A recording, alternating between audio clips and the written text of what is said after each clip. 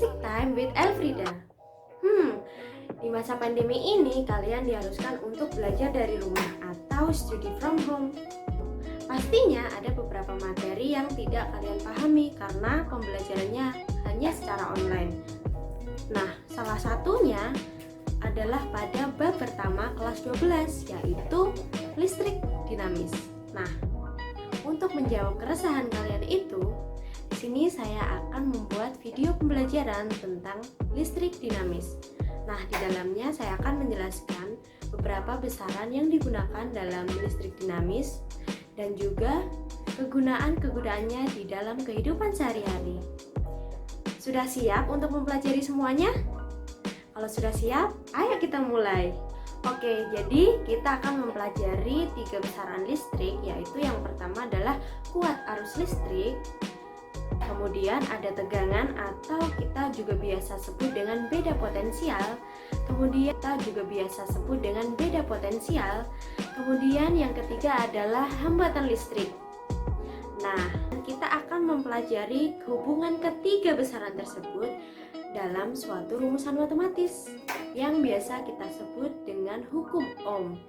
Nah, pada bab listrik statis kita telah mempelajari muatan yang diam atau muatan yang statis. Pada materi listrik dinamis kita akan mempelajari. Sebelum kita menuju ke materi, saya ingin tanya nih, kira-kira kalian tahu nggak sih apa sih itu kegunaan listrik dalam kehidupan sehari-hari? Salah satu kegunaan listrik dalam kehidupan sehari-hari yaitu adalah seperti ketika kalian menonton video ini. Kalian membutuhkan charger untuk mengisi daya baterai di HP atau laptop kalian.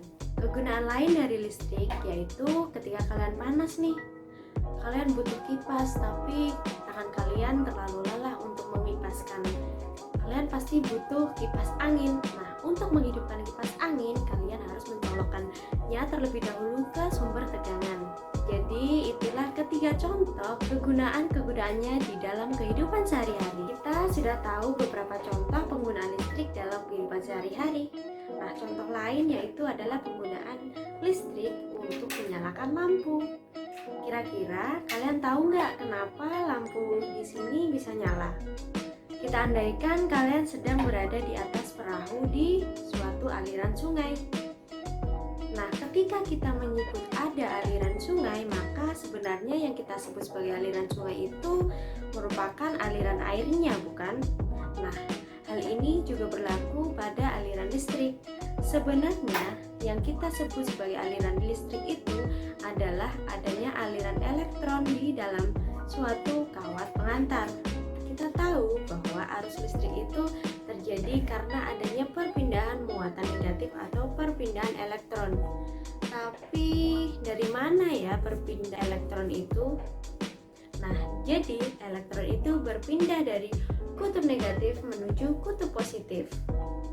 Sedangkan aliran arus listrik itu balik dengan arah aliran elektron. Jika elektron mengalir dari kutub negatif menuju kutub positif, maka aliran arus listrik adalah dari potensial yang lebih tinggi ke potensial yang lebih rendah, atau kita bisa sebut mengalir dari kutub positif menuju kutub negatif. Kemudian kita dapat mendefinisikan arus listrik sebagai besarnya muatan per satuan waktu yang melewati sebuah kawat penghantar. Apabila dituliskan secara matematis, maka besarnya kuat arus listrik atau I akan sama dengan Q per T, di mana Q merupakan muatan dan T adalah waktu, satuannya adalah sekon.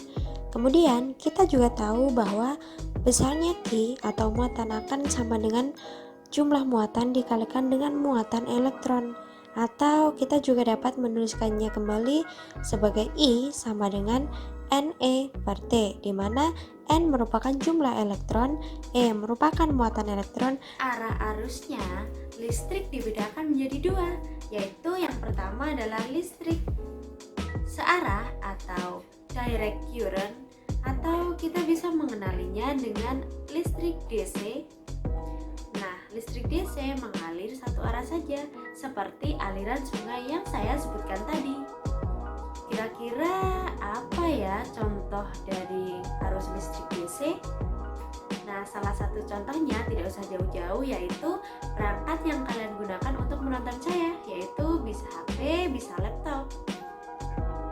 Kemudian pada baterai juga menerapkan prinsip listrik arus arah, di mana arus listrik akan mengalir dari potensial yang tinggi ke potensial yang lebih rendah, atau dari kutub positif menuju kutub negatif. Kemudian arus listrik yang kedua adalah arus listrik bolak-balik atau alternatif current, bisa kita kenal dengan listrik AC.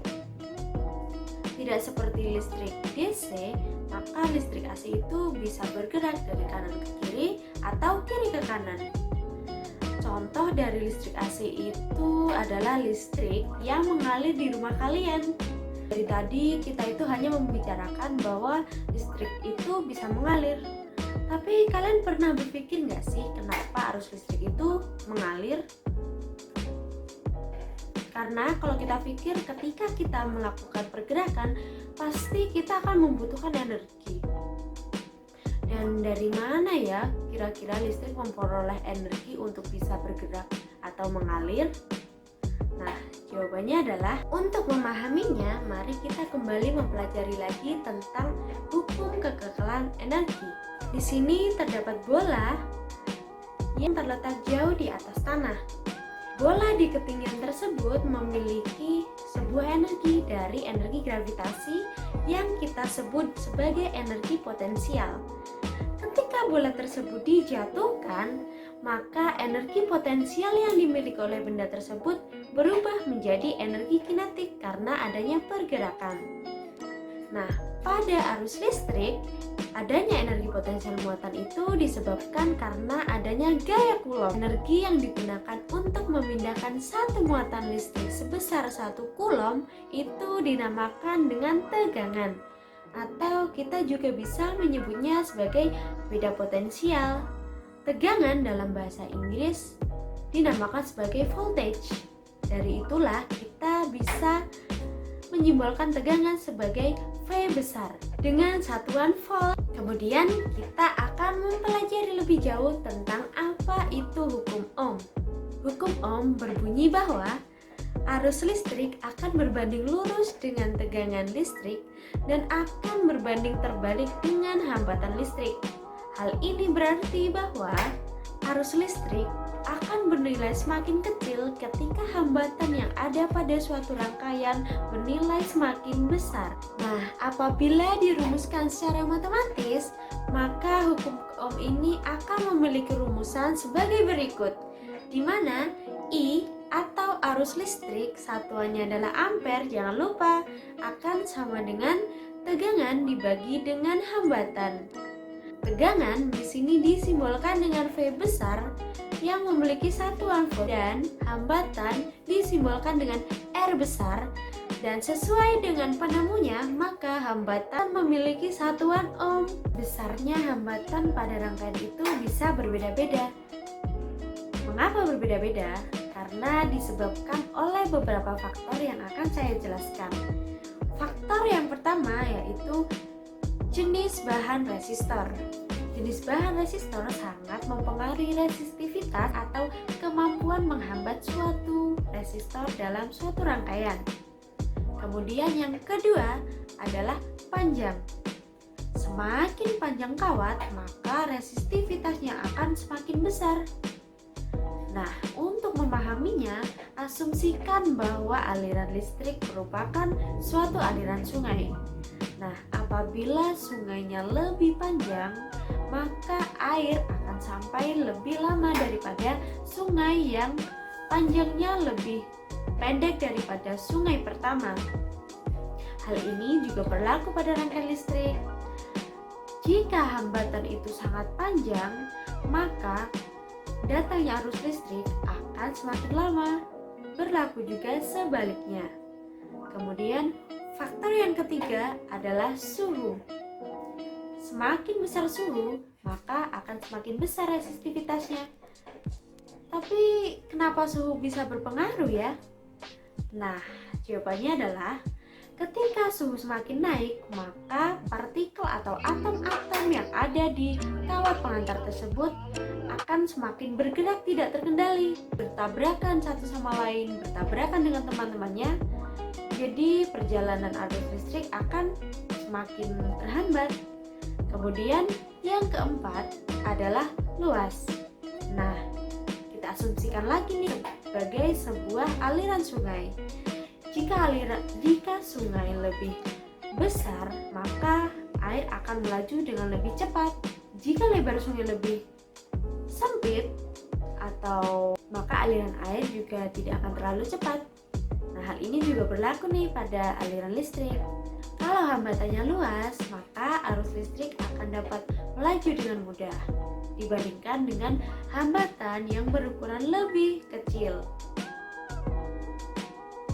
Hubungan dari keempat faktor penentu besarnya hambatan dapat dituliskan secara matematis sebagai R sama dengan Rho dikalikan dengan L dibagi dengan A, di mana R merupakan hambatan, satuannya adalah ohm, Rho merupakan hambat jenis, L merupakan panjang penghantar, satuannya adalah meter, dan A merupakan luas penampang, satuannya adalah meter kuadrat.